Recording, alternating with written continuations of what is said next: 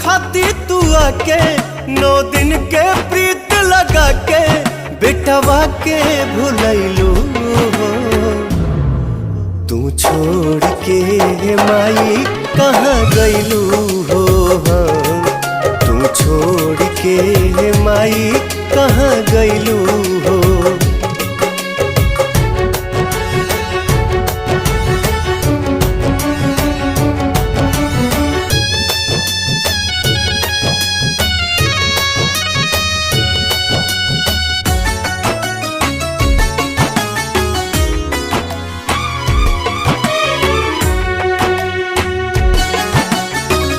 जात घरिए माई हम तनिको जन ले रही ती।